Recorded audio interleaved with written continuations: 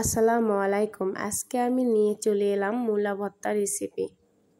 অনেকে মূলা পছন্দ করেন না, কিন্তু এভাবে ভর্তা করে একবার খাইয়ে দেখেন, পরদিন আবার বলবে ওই মূলা ভর্তাটা কি আছে। তাহলে চলুন শুরু করি আজকের রেসিপি। এখানে আমি মূলা কুচি করে কেটে ধুয়ে নিয়েছি। এরপর আমি এখানে দিয়ে দিব লবণ দিয়ে আমি মূলাটাকে কিছুক্ষণ মাখিয়ে রাখব। এভাবে লবণ দিয়ে মূলা মাখিয়ে রাখলে বাড়তি পানি বের হয়ে আসবে।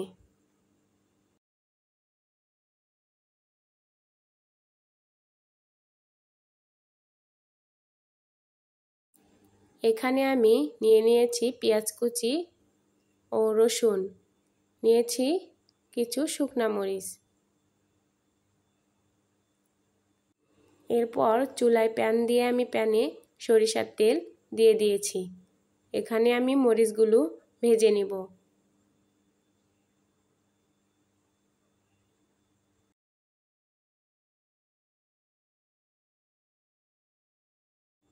মরিচগুলো একটু লাল লাল করে ভাজা হয়ে গেলে আমি মরিচগুলো তুলে নিচ্ছি। এরপর আমি ওই তেলে দিয়ে দিব ওই রসুন কুচিগুলো।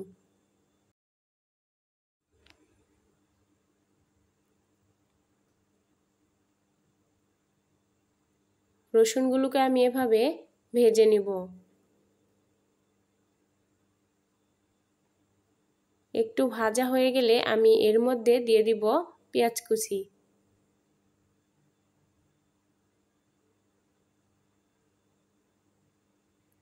পেঁয়াজ ও রসুন আমি ভালোভাবে একটু লাল লাল করে ভেজে নিব।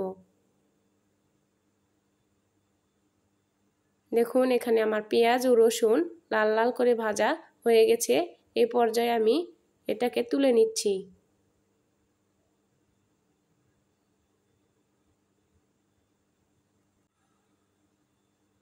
এখন আমি ওই তেলে দিয়ে দিব লবণ দিয়ে মাখিয়ে রাখা ওই মূলা কুচিগুলো। এভাবে আমি হাত দিয়ে একটু চেপে চেপে পানি বের করে এরপর তেলে দিয়ে দিচ্ছি।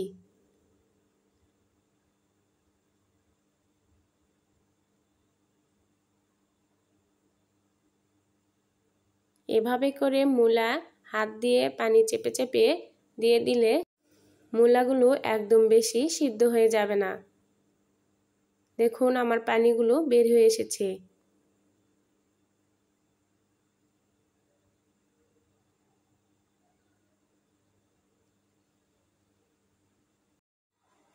এভাবে আমি নাড়িয়ে নাড়িয়ে মূলাগুলোকে একটু ভেজে নিব।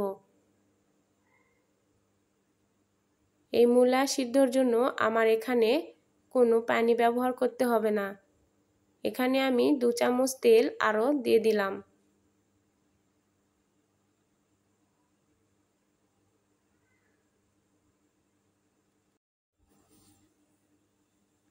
এখন আমি ঢেকে দিব কিছু সময়ের জন্য। ঢাকনা খুলে আমি মাঝে মাঝে এই মূলাটাকে একটু নাড়িয়ে দিব।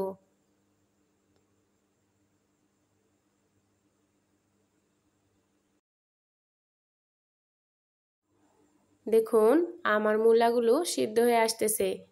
এখানে কোনো পানি ব্যবহারের প্রয়োজন নেই। মূলার গা থেকে যে পানি বের হয় এতেই এই মূলাগুলো সিদ্ধ হয়ে যাবে।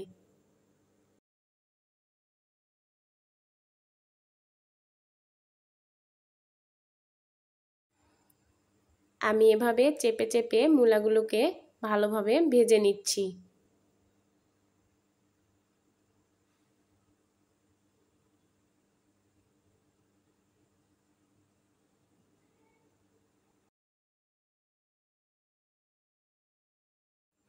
আমার মূলাগুলো ভাজি প্রায় শেষ পর্যায়ে। এবার আমি এই মূলাগুলোকে তুলে নিচ্ছি।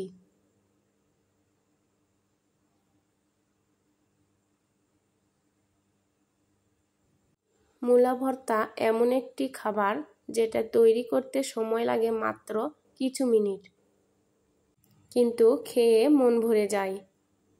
আমি এখানে মরিচ, লবণ ও ওই ভেজে রাখা পেঁয়াজ ও রসুন নিয়েছি। এই লবণের সঙ্গে মরিচগুলো আমি এভাবে ভেঙে নিচ্ছি। গরম ভাতের সঙ্গে এই ভর্তা খেলে আর কিছু লাগবে না। আমার এই রেসিপি আপনারা একবার দেখলেই নিজেই বানিয়ে নিতে পারবেন এই মূলা ভর্তা। এবার আমি এই পেঁয়াজ রসুনের সঙ্গে মরিচগুলোকে এভাবে ভালোভাবে মেখে নিচ্ছি।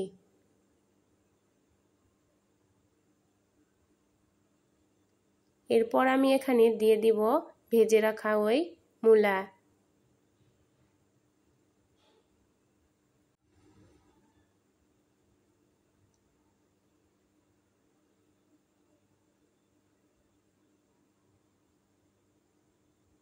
মূলাগুলোকে দিয়ে আমি এই সবগুলো উপকরণ একসঙ্গে একটু ভালোভাবে মাখিয়ে নিব। আর এ পর্যায়ে আপনারা লবণটা চেক করে নিতে পারেন। দেখুন কত সহজে আমরা বানিয়ে ফেললাম এই মূলা ভর্তা।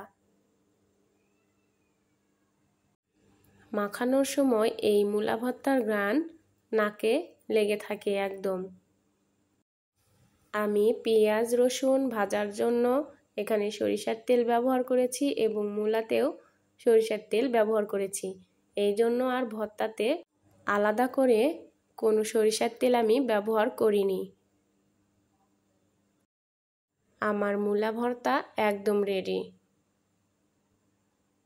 যারা মূলা খেতে পছন্দ করেন না তারাও এই ভর্তা খেলে প্রেমে পড়ে যাবেন। ভিডিওটি ভালো লাগলে একটা লাইক দিয়ে যাবেন আর কমেন্টে জানাবেন আপনারা মূলা ভর্তায় কী বাড়তি দেন। আর যারা নতুন তারা অবশ্যই চ্যানেলটা সাবস্ক্রাইব করবেন, কারণ সামনে আসছে আরও অনেক ঘরোয়া রেসিপি যেগুলো একবার দেখলে রান্না না করে পারা যায় না। তাহলে আজ এই পর্যন্তই। সবাই ভালো থাকুন, সুস্থ থাকুন আর ঘরে বসেই বানিয়ে ফেলুন দারুণ মূলা ভর্তা। আল্লাহ হাফেজ।